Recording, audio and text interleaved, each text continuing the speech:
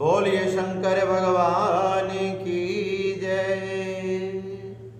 आप सभी को श्री श्रावण मास की हार्दिक शुभकामनाएं।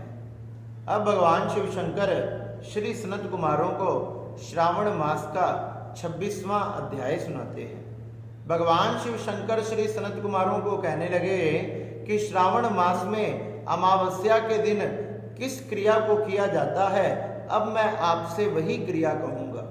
भगवान शिव शंकर कहने लगे, एक समय की बात है, मैंने दैत्यों से असुरों से बहुत से प्रकार के युद्ध किए तथा एक से एक महान तथा महाप्रक्रमी योद्धा थे। लेकिन हे सनत कुमारों, एक बार क्या हुआ, मेरा युद्ध अंधकासुर से हुआ। जब अंधकासुर से मेरा युद्ध हुआ तो वो युद्ध हजारों सालों तक चला।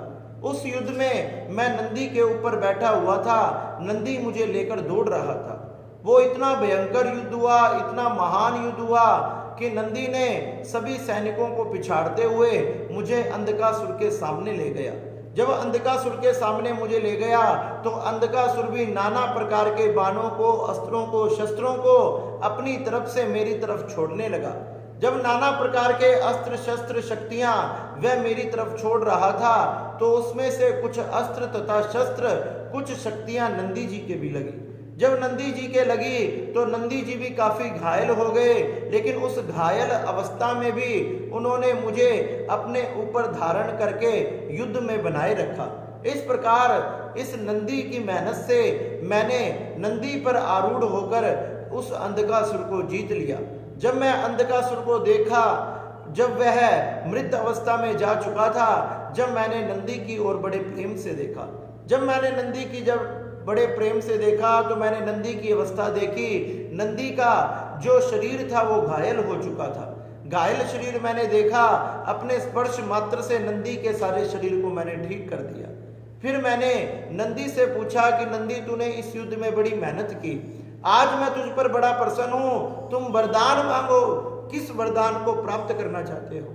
तो नंदी जी महाराज कहने लगे कि भगवान शंकर, आप जिस पर संतुष्ट हो जाएं उसे मांगने की क्या जरूरत है। भगवान शंकर कहने लगे, नहीं नंदकेश्वर, तुमने आज मांगना पड़ेगा। तो नंदकेश्वर भगवान कहने लगे, नंदी जी भगवान के चरणों में नमस्कार तथा प्रणाम करके कहते हैं कि हे शंकर भगवान, आज श्रावण मास के अमावस्या है, आज श्रावण मास की अमावस्या है। अगर आप मुझ पर प्रसन्न हैं, अगर आप मुझे कृपा प्रदान करना चाहते हैं, अपना आशीर्वाद प्रदान करना चाहते हैं, तो श्रावण मास की अमावस्या को सभी व्यक्ति, सभी लोग मेरी तथा गौ माता की पूजा करें। आज का दिन आप हमारे लिए बना दो कि श्रावण मास की अमावस्या आने पर सभी गौ माता तथा बैल का पूजन करें।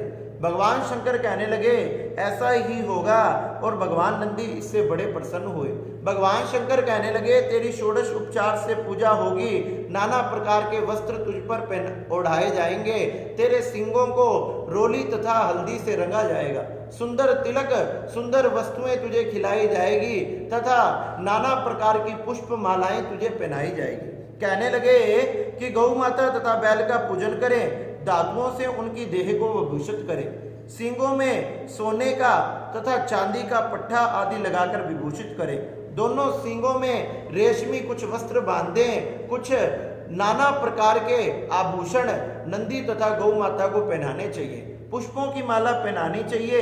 इस प्रकार से उनका सुंदर पूजन करना चाहिए। दिन के 8वें हिस्से में गांव तथा नगर के बाहर जाकर तथा गौओं को तथा बैलों को खल, बिनोला आदि जो भी उनका खाने योग्य सामग्री है वो उनको भेंट करनी चाहिए, उनको समर्पित करनी चाहिए। तथा गौ माता तथा बैल की इस प्रकार से अमावस्या को पूजा करने से उनके घर में धन की वृद्धि होती है, उनके वंश की वृद्धि होती है। कहने लगे, हे नंदी जी, बैल जो आज के दिन काम में ना लगा हो उसका पूजन करने से और भी अधिक फल की प्राप्ति होती है। ऐसे बैल को महावीर बलवान पोल नाम का बैल कहते हैं। नंदी उसी नाम से आज का दिन पोल होगा। कहने लगे, अब मैं कुशा ग्रहण के बारे में बताता हूँ। अमावस्या के दिन स्नान करके पवित्र होकर कुष्ठापन करें। कहने लगे, वह कुश बार बार प्रयोग करने से शुद्ध रहती है। कुश, काश, भव, दुर्वा, कुंदक, गेहूं, चावल, मूंज, घास, ये 10 कुशा के भेद हैं।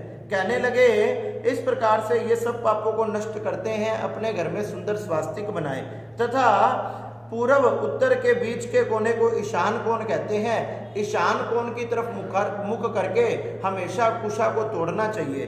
हुम फट इस मंत्र को कहकर कुशा को उखाड़ना चाहिए तथा देवता तथा पितृ कार्य में कुशा का प्रयोग किया जाता है।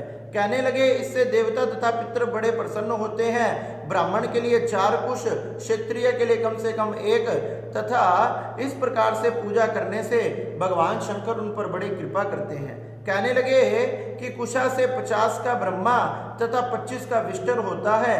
पवित्रा का आचमन करते समय हाथ से इसे निकालें तथा भगवान की पूजा करने के बाद पवित्रा को त्याग देना चाहिए तथा इस प्रकार से कोई भी पवित्रा पापनाशक आपके पापों को नष्ट कर देती है। अमावस्या के दिन नाना प्रकार की वस्तुएं भेंट करनी चाहिए। श्रावण मास की अमावस्या बड़ी पवित्र है। इस दिन भगवान शंकर की, गौ माता की, भगवान नारायण की तथा बैल का पूजन किया जाता है। जो इस प्रकार से इनका पूजन करता है उसके ऊपर धर्म साक्षात कृपा करता है और उनके घर में रिद्धि तथा सिद्धि की बढ़ोतरी होती है। कहने लगे श्रावण मास में इस प्रकार से कुशा आदि से, पवित्रा आदि से सबका पूजन करें, इससे भगवान शंकर बड़े प्रसन्न होते हैं। इस प्रकार से भगवान श्री शंकर ने सनत कुमारों को श्रावण मास की ये अमावस्या की कथा सुनाई। सनत कुमार ये जानकर बड़े प्रसन्न हुए कि अमावस्या को धूमधाम से भगवान शंकर, गौ माता तथा बैल का पूजन करना चाहिए, इससे सारा जीवन खुशियों से भर जाता है। इस प्रकार से सनत कुमारों ने ये बड़ी ही सुंदर कथा सुनी तथा भगवान के चरणों में प्रणाम तथा जय जयकार किया। बोलो शंकर भगवान की जय। नमः पार्वती नमः। हर हर महा